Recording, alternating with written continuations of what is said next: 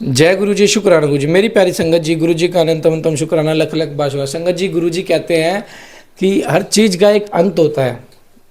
दुख आया तो उसका अंत जरूर है, ब्लैक मैजिक अगर किसी ने किया उसका भी अंत है, लेकिन उसके लिए आपको तपस्या करनी पड़ेगी। हमारे कुछ पिछले जन्मों के कर्म होते हैं जिनके कारण हमें इस जन्म में भोगने पड़ते हैं, क्योंकि हम पिछले जन्म में ऐसे कर्म करके आए हैं जो दूसरे ने हमारे ऊपर किया। जैसे किसी ने हमारे ऊपर ब्लैक मैजिक किया ना संगत जी, तो उन्हें पिछले जन्म में उसके ऊपर किया था, ताकि उसने इस जन्म में आके अपना बदला लिया है। जैसे श्री रामचंद्र जी ने छुपके से बाली का वध किया था, उसी तरह बाली ने एक उसका अवतार लेके श्री कृष्ण के रूप में जब विष्णु भगवान अवतारित हुए धरती पे, तो जब वहाँ छुपके से वाण मारा था उनके पैरों में। तो संगत जी देखो, जैसा करोगे वैसा भरोगे। श्री रामचंद्र जी भी नहीं बच पाए अपने कर्मों से, तो और श्री रामचंद्र जी को एक ही चीज़ कहते थे कि मैं तो कर्म फल पे विश्वास रखता हूँ। संगत जी, अगर ब्लैक मैजिक आपको बहुत ज़्यादा परेशान कर रहा है ना, बहुत ज़्यादा परेशान कर रहा है, तो मैंने आज पार्ट के एंड में आपके लिए बहुत रामबाण इलाज बताया है। आप गुरु जी के आदेश से आप उसे सुनिए और करिए संगत जी, फिर देखना कैसे आपके घर में पॉजिटिविटी आती है। और पॉजिटिव सोचिए, सोचिए आपके गुरु से बड़ी शक्ति कोई नहीं है, हमारे गुरु से बड़ी शक्ति कोई नहीं है। शुक्राना गुरु जी। मंत्र जाप करिए 24/24, पेन ड्राइव में मंत्रों को सेव कर लीजिए संगत जी, गुरबानी को सेव कर लीजिए। गुरु जी अपने आप आपको वो गुरबानी दे देंगे जो ब्लैक मैजिक से पीड़ित लोगों को मुक्ति देती है। गुरु जी आपको अपने आप वो रास्ता दिखाएंगे। आप उसमें टैप रिकॉर्डर में या स्पीकर में टैप पेन ड्राइव में फीड करके उसे 24 घंटे चलने दीजिए नॉन स्टॉप। देखना संगत जी, कण कण में पॉजिटिविटी होगी आपके घर में। और संगत जी, गुरु जी के दर्शन तो सबको हो ही रहे हैं। जय गुरु जी, शुक्राना गुरु जी। संगत जी, मैं फिर बता रहा हूँ, पाठ के एंड में आपके लिए बहुत रामबाण उपाय बताया है, और मैंने स्टार्टिंग में भी आपके लिए बता दिया। ब्लैक मैजिक से मुक्ति पाने के लिए संगत जी, चौपाई साहब और जपजी साहिब पाठ से बहुत ब्लेस पाठ है ये, गुरु जी के ब्लेस किए हुए हैं संगत जी, बहुत ब्लेस है, बहुत ब्लेस है संगत जी। प्लीज़ इनकी अरदास कीजिए और अमृत वेला कीजिए, और 24 घंटे नॉन स्टॉप घर में गुरबानी चलाइए। देखना ब्लैक मैजिक आपका जड़ से खत्म हो जाएगा। जय गुरु जी, शुक्राना गुरु जी। ओम नमः शिवाय। शिव जी सदा साई। ओम नमः शिवाय। गुरु जी सदा साई। जय गुरु जी। जय गुरु जी। भगवान शिव का अपने परम सुंदर दिव्य रूप को प्रकट करना, मैना की प्रसन्नता और अक्षमा प्रार्थना था, पूर्ववासिनी स्त्रियों का शिव के रूप का दर्शन करके जन्म और जीवन को सफल मानना। ब्रह्मा जी कहते हैं कि नाद, इसी समय भगवान विष्णु से प्रेरित हो तुम शीघ्र ही भगवान शंकर को अनुकूल बनाने के लिए उनके निकट गए। वहां जाकर देवताओं का कार्य सिद्ध करने की इच्छा से नाना प्रकार के स्तोत्रों द्वारा तुमने रुद्रदेव को संतुष्ट किया। तुम्हारी बात सुनकर शंभु ने प्रसन्नतापूर्वक अद्भुत उत्तम एवं दिव्य रूप धारण कर लिया। ऐसा करके उन्होंने अपने दयालु स्वभाव का परिचय दिया। मुने भगवान शंभु का स्वरूप कामदेव से भी अधिक सुंदर एवं लावण्य का परम आश्रय था। उनका दर्शन करके तुम बड़े प्रसन्न हुए और स्थान पर गए जहाँ सबके साथ मैना विद्यमान थी। वहां पहुंचकर तुमने कहा कि विशाल नेत्र वाली मैंने भगवान शिव के उस सर्वोत्तम रूप का दर्शन करो। यह रूप प्रकट करके उन करुणामय शिव ने तुम पर बड़ी ही कृपा की है। तुम्हारी यह बात सुनकर शैलराज जी की पत्नी मैना आश्चर्यचकित हो गई। उन्होंने शिव के उस परम आनंददायक रूप का दर्शन किया जो करोड़ों सूर्यों के समान तेजस्वी, सर्वांग सुंदर, विचित्र वस्त्रधारित, नाना प्रकार के आभूषणों से विभूषित था। वह अत्यंत प्रसन्न, सुंदर, हास्य से सुशोभित, ललित, लावण्य से लसित, मनोहर, गौरवन, द्युतिमान तथा चंद्रलेखा से अलंकृत था। विष्णु आदि संपूर्ण देवता बड़े प्रेम से भगवान शिव की सेवा कर रहे थे। सूर्य देव ने छत्र लगा रखा था। चंद्रदेव मस्तक का मुकुट बनकर उनकी शोभा बढ़ा रहे थे। इन सब का साधनों से भगवान शंकर सर्वथा रमणीय जान पड़ते थे। उनका वाहन भी अनेक प्रकार के आभूषणों से विभूषित था। उनकी महान शोभा का वर्णन नहीं हो सकता। गंगा और यमुना भगवान शिव को सुंदर चवर डुला रही थी और 8 सिद्धियां उनके आगे नाच रही थी। उस समय भगवान विष्णु था इंद्र आदि देवता अपने अपने वेश को भली भांति विभूषित करके पर्वतवासी भगवान शिव के साथ चल रहे थे। नाना रूपधारी शिव के गण खूब सज धज कर अत्यंत आनंदित हो शिव के आगे आगे चल रहे थे। सिद्ध उपदेवता, समस्त मुनिता, अन्य सब लोग भी महान सुख का अनुभव करते हुए अत्यंत प्रसन्नतापूर्वक शिव के साथ यात्रा कर रहे थे। इस समय देवता आदि सब लोग विवाह देखने के लिए उत्कंठित हो खूब सज धज कर अपनी पत्नियों के साथ पर भरम शिव का यशोगान करते हुए जा रहे थे। विश्वावसु आदि गंधर्व अप्सराओं के साथ हो शंकर जी के उत्तम यश का गान करते हुए उनके आगे आगे चल रहे थे। मुनि श्रेष्ठ महेश्वर के शैलराज के द्वार पर पधारते समय इस प्रकार वहाँ नाना प्रकार का महान उत्सव हो रहा था। मुनीश्वर, उस समय वहाँ परमात्मा शिव की जैसी शोभा हो रही थी, उसका विशेष रूप से वर्णन करने से मैं कौन समर्थ हो सकता है। वैसे उन्हें विलक्षण रूप में देखकर मैना क्षण भर के लिए चित्रलेखी सी रह गई। फिर बड़ी प्रसन्नता के साथ बोली, महेश्वर, अपनी मेरी पुत्री धन्य है जिसने बड़ा भारी तप किया। उस तप के प्रभाव से आप मेरे इस घर में पधारे। पहले जो मैंने आप शिव की अक्षम निंदा की है उसे मेरी शिवा के स्वामी शिव आप अक्षमा करें और इसमें पूर्णतः प्रसन्न हो जाइए। ब्रह्मा जी कहते हैं कि नारद, इस प्रकार बात करके चंद्रमौली शिव की स्तुति करती हुई शैलप्रिया मैना ने उन्हें हाथ जोड़कर प्रणाम किया। फिर वे लज्जित हो गई। इतने में ही बहुत सी पूर्ववासिनी स्त्रियां भगवान शिव के दर्शन की लालसा से अनेक प्रकार के काम छोड़कर वहां आ पहुंची। जो जैसे थी वैसे ही अस्त व्यस्त में दौड़ी आई। भगवान शंकर का मनोहर रूप देखकर वे सब मोहित हो गई।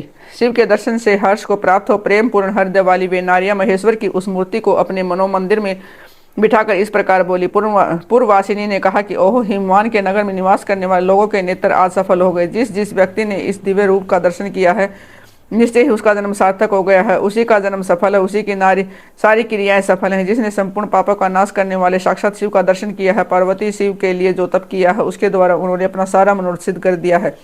शिव को पति के रूप में पाकर ये शिवा धन्य और कृतकृत्य हो गई है। यदि विधाता शिव और शिवा की इस युगल जोड़ी को सानंद एक दूसरे से मिला न देते, उनका सारा परिश्रम निष्फल हो जाता। इस उत्तम जोड़ी को मिलाकर ब्रह्मा जी ने बहुत अच्छा कार्य किया है। उन सबके सभी कार्य सार्थक हो गए हैं। तपस्या के बिना मनुष्यों के लिए शंभु का दर्शन दुर्लभ है। भगवान शंकर के दर्शन मात्र से सब लोग कृतार्थ हो गए। जो सर्वेश्वर गिरिजापति शंकर का दर्शन करते हैं वो सारे पुरुष श्रेष्ठ हैं और हम सारी स्त्रियां भी धन्य हैं। ब्रह्मा जी कहते हैं कि नाथ, ऐसी बात कहकर उन स्त्रियों ने चंद्र और अक्षत से शिव का पूजन किया और बड़े आदर से उनके ऊपर खीलों की वर्षा की। वे सब स्त्रियां मैना के साथ उत्सुक होकर खड़ी रही और मैनाता गिरिराज के भूरी भाग्य की सराहना करती रही। मुने स्त्रियों के मुख से वैसी शुभ बातें सुनकर विष्णु आदि सब देवताओं के साथ भगवान शिव को बड़ा हर्ष हुआ। मैना द्वारा द्वार पर भगवान शिव का परीक्षण, उनके रूप को देखकर संतोष का अनुभव, अनान्य युवतियों द्वारा वर की प्रशंसा, पार्वती का अंबिका पूजन के लिए बाहर निकला था देवताओं और भगवान शिव का उनके सुंदर रूप को देखकर प्रसन्न होना। ब्रह्मा जी कहते हैं कि ना तदंतर भगवान शिव प्रसन्नचित हो अपने गणों समझ देवता तथा अन्य लोगों के साथ कौतूहल पूर्वक गिरिराज हिमवान के धाम में गए। हिमाचल की श्रेष्ठ पत्नी मैना भी उन स्त्रियों के साथ घर के भीतर गई और शंभु की आरती उतारने के लिए हाथ में दीपकों से सजी हुई थाली लेकर सभी ऋषि पत्नियों तथा अन्य स्त्रियों के साथ आदरपूर्वक द्वार पर आई। वहां आकर मैना ने संपूर्ण देवताओं से सेवित गिरिजापति महेश्वर शंकर को जो द्वार पर उपस्थित थे बड़े प्यार से देखा। उनकी अंग कांति मनोहर चंपा के समान थी। उनके एक मुख और 3 नेत्र थे। प्रसन्न मुखारविंद पर मंद मंद मुस्कान की छटा छा रही थी। वे रतन और सुवर्ण आदि से विभूषित थे। गले में मालती की माला पहने थे। सुंदर रतनमय मुख धारण करने से उनका मुखमंडल उज्ज्वल प्रभा से उद्भासित हो रहा था। कंठ में हार आदि सुंदर आभरण शोभा दे रहे थे। बड़े कर्ण और बाजूबंद उनकी भुजाओं को विभूषित कर रहे थे। अग्नि के समान निर्बल एवं अनुपन अत्यंत सूक्ष्म मनोहर विचित्र एवं बहुमूल्य युगल वस्त्र से उनकी बड़ी शोभा हो रही थी। चंदन अगर कस्तूरी तथा मनोहर कुंकुम के अंगराग से उनके अंग विभूषित थे। उन्होंने हाथ में रत्नमय दर्पण ले रखा था। उनके दोनों नेत्र कजल से सुशोभित थे। उन्होंने अपनी प्रभा से सबको आच्छादित कर दिया था। वे अत्यंत मनोहर जान पड़ते थे। अत्यंत तरुण परम सुंदर और आभरण भूषित अंगों से सुशोभित थे। कामनियों को अत्यंत कमनीय प्रतीत होते थे। उनमें व्यग्रता का अभाव था। उनका मुखारविंद कोटि चंद्रमा से भी अधिक आह्लाददायक था। उनके शरीर अंगों की छवि कोटि कामदेवों से भी अधिक मनोहरिणी थी। वे अपनी सभी अंगों से परम सुंदर थे। वे सुंदर रूप वाले उत्कृष्ट देवता भगवान शिव को जा माता के रूप में सामने खड़ा देखकर मैना की सारी शोक चिंता दूर हो गई। वे परमानंद सिंधु में निमग्न हो गई और अपने भाग्य की गिरिजा की गिरिराज हिमवान की और उनके समस्त कुल की भूरी भूरी प्रशंसा करने लगी। उन्होंने अपने आप को कृतार्थ माना और बारंबार हर्ष का अनुभव करने लगी। सती मैना का मुख प्रसन्नता से खिल उठा था। वे अपने दामाद की शोभा का सानंद अवलोकन करती हुई उनकी आरती उतारने लगी। गिरिराज की कही हुई बात को बारंबार याद करके मैना को बड़ा विस्मय हो रहा था। वे हर्षोत्फुल्ल मुखारविंद से युक्त थी। मन ही मन कहने लगी, पार्वती ने मुझसे पहले जैसा बताया था वैसे भी उससे भी अधिक सौंदर्य इस परमेश्वर शिव के अंगों में देख रही हूँ। महेश्वर का मनोहर लावण्य इस समय अवर्णनीय है। ऐसा सोचकर आश्चर्यचकित हुई मैना अपने घर के भीतर गई। वहां आई हुई युवती ने विवर के मनोहर रूप की भूरी भूरी प्रशंसा की। वे बोली, गिरिराज नंदिनी शिवा धन्य है, धन्य है। कुछ कन्याएं कहने लगी, दुर्गा तो साक्षात भगवती है। कुछ दूसरी कन्याएं महारानी मैना से बोली, हमने तो कभी ऐसा वर नहीं देखा, न कभी ध्यान में ही ऐसे वर का अवलोकन किया है। इसे पाकर गिरिजा धन्य हो गई है। भगवान शंकर का रूप देखकर समस्त देवता हर्ष से खिल उठे। श्रेष्ठ गंधर्व उनका यश गाने लगे और सराय नृत्य करने लगी। बाजा बजाने वाले लोग मधुर ध्वनियों में अनेक प्रकार की कला दिखाते हुए आदरपूर्वक भरी भांति के बाजे बजा रहे थे। हिमाचल ने भी आनंदित होकर द्वारोचित मंगलाचार किया।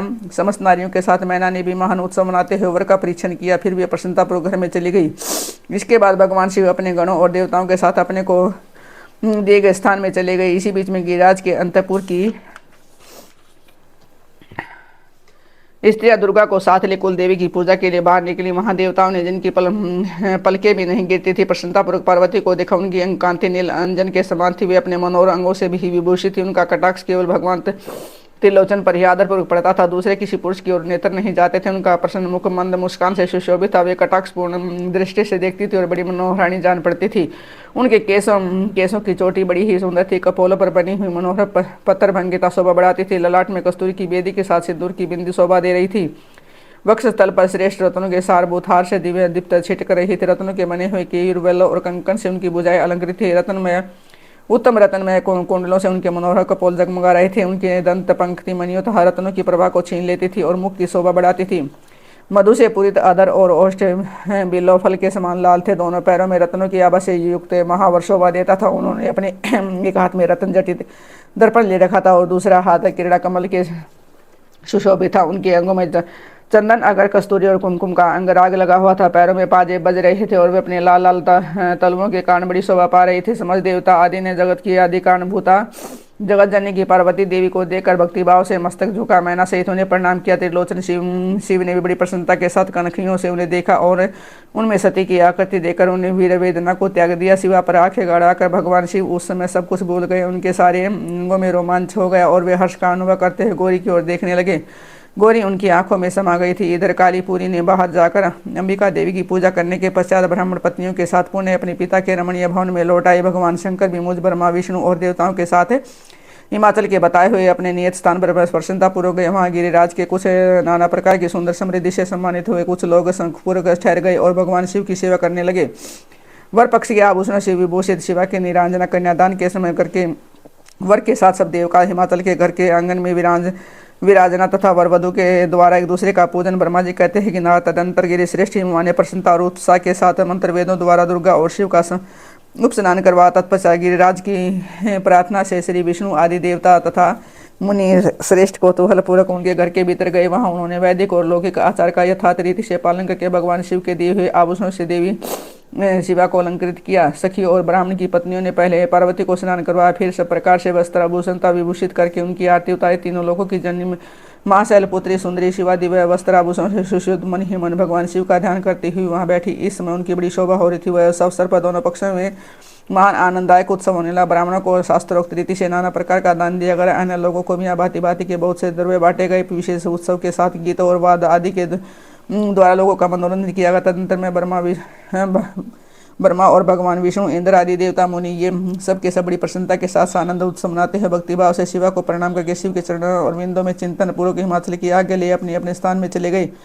इसके बाद गर्ग ने कन्यादान का समय जान हिमाचल से श्री शंकर तथा बारातियों को बुलाने के लिए कहा।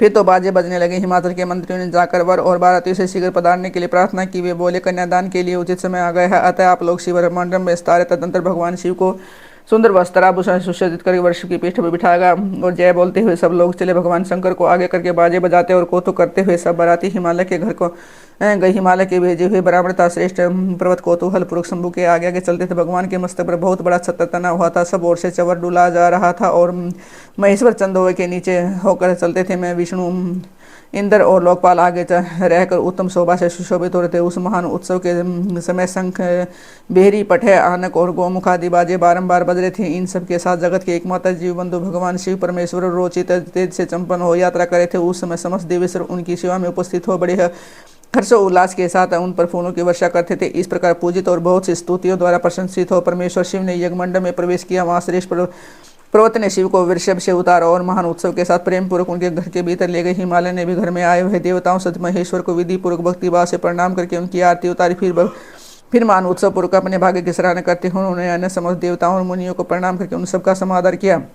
श्री विष्णु सहित महेश्वर को था मुख्य द्वार मुख्य देवताओं को उपाध्य अर्घ्य देकर हिमालय उन्हें अपने भवन के भीतर ले गए और आंगन में रत्नमय सिंहासन के ऊपर मुझको विष्णु को शंकर जी को तथा अन्य विशिष्ट व्यक्तियों को बैठा। उस समय मैना ने अपनी सखियों ब्राह्मण पत्नियों तथा अन्य पुनर्धियों के साथ सानंद आरती उतारे। कर्मकांड के ज्ञाता पुरोहित महात्मा शंकर के लिए मधुपर्क पूजन आदि जो आवश्यक करते थे उन सबको हर्ष संपन्न किया। फिर मेरे कहने से पुरोहित ने प्रस्ताव के अनुरूप उत्तम मंगल कार्य आरंभ किया। इसके बाद हिमालय ने अंतर्वेदी में जहाँ समस्त आभूषण से विभूषित उनकी कुछ कृष्णांगी कन्या वेदी के ऊपर विराजमान थी, वहाँ मैंने और श्री विष्णु के साथ महादेव जी को ले गए। अतंतर बृहस्पति और विद्वान बड़े उत्साह से संपन्न होकर कन्यादानोचित लगन की प्रतीक्षा करने लगे। गर्ग ने पुण्य वाचन करते हुए पार्वती जी की अंजलि में चावल भरे और शिव जी के ऊपर अक्षत छोड़ा।